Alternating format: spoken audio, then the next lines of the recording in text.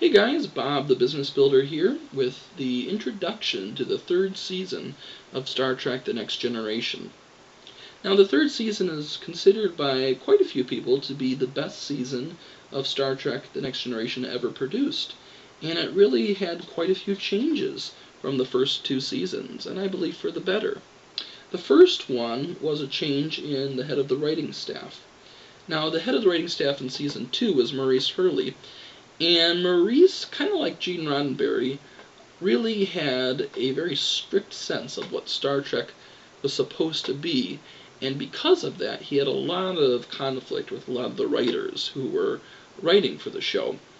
And because of that, and because of the conflict, writers were kind of coming and going throughout the season and just getting really frustrated by that.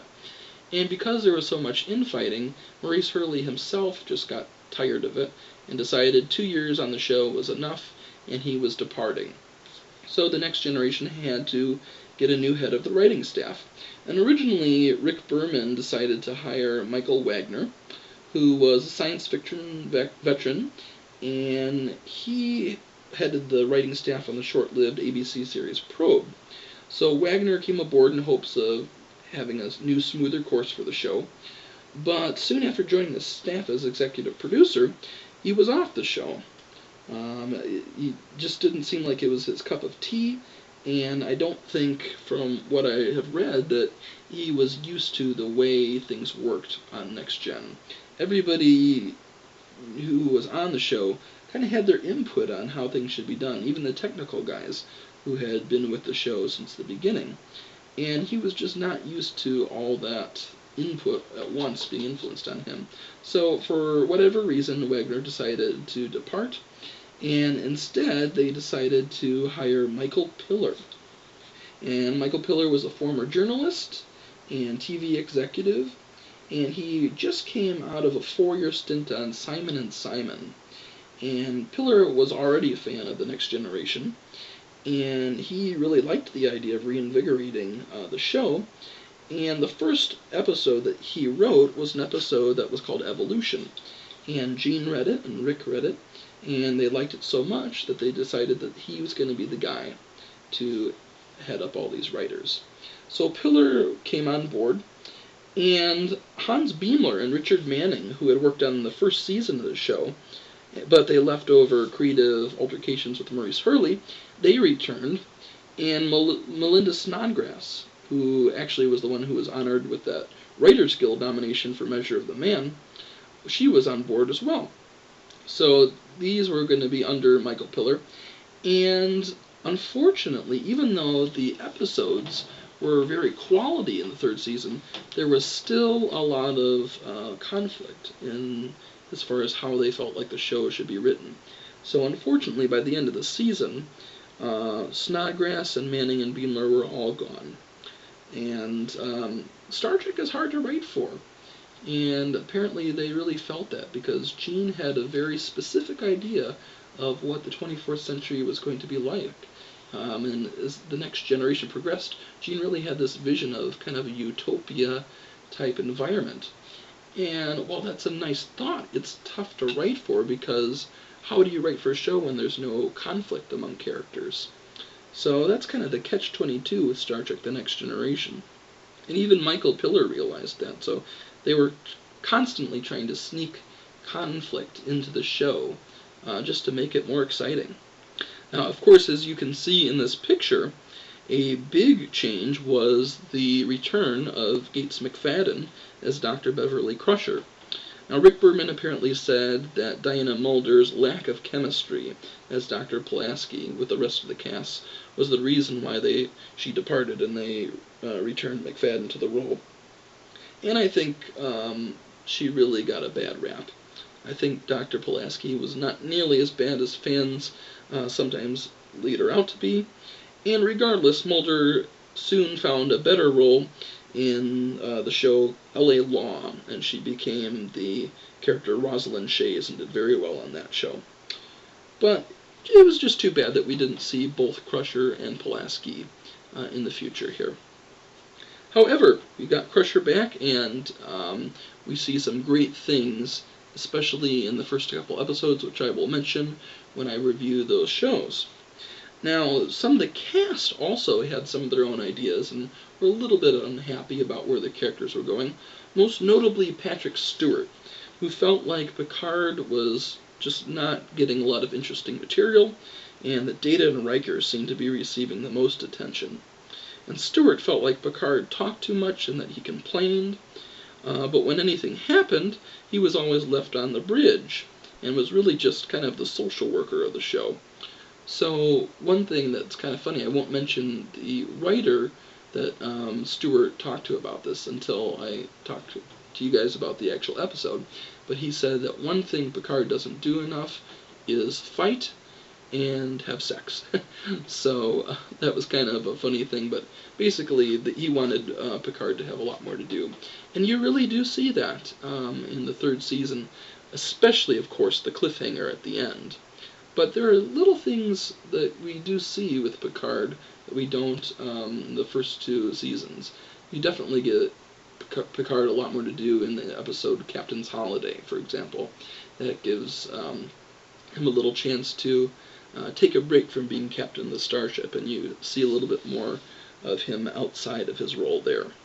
Now, there were some great guest stars who were in the third season, most notably Mark Lenard, who played Sarek, Spock's father from the original series and also some of the feature films. And that was the first next-gen mingling with the original series since the pilot, really, when DeForest Kelley appeared on here.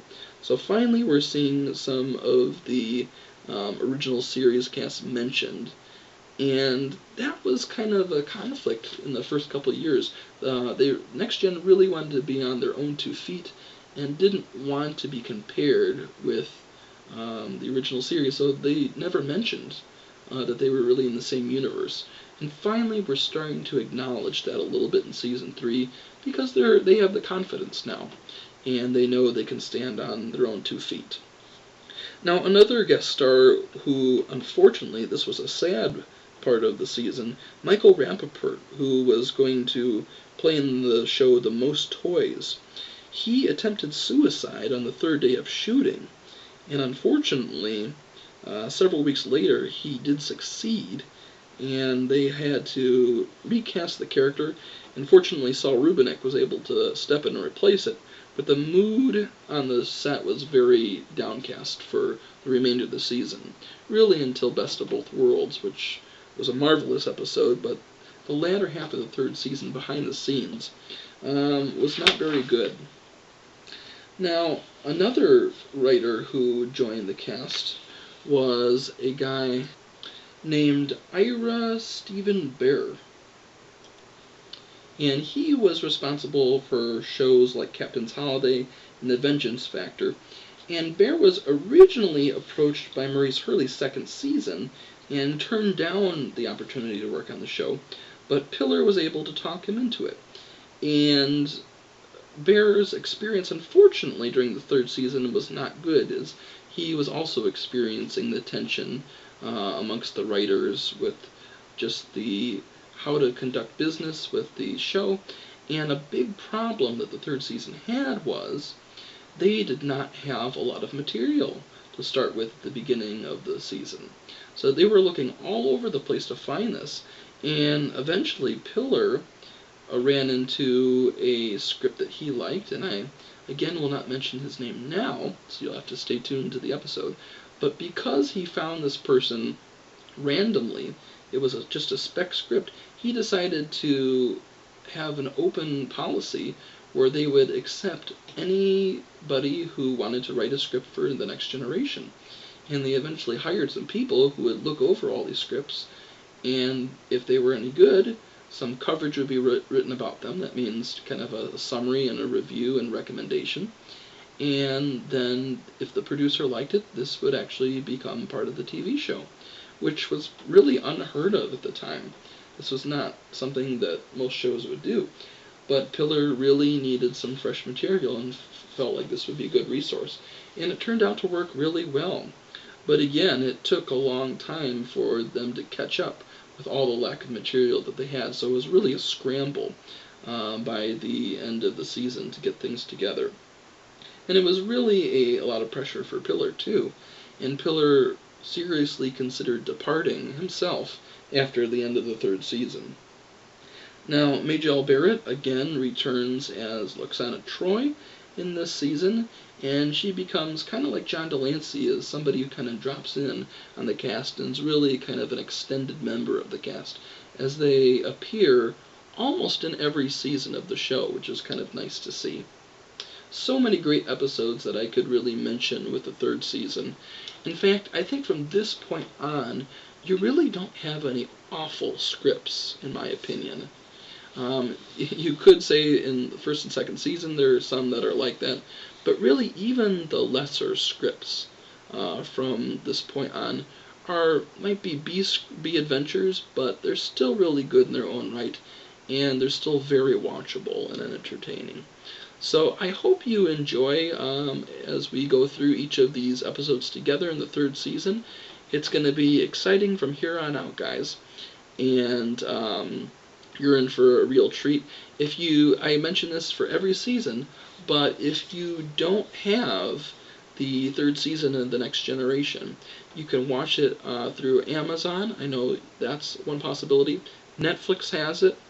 But if you're really gung-ho, why don't you buy it yourself on Amazon and go through this with me as we watch the third season of Star Trek The Next Generation.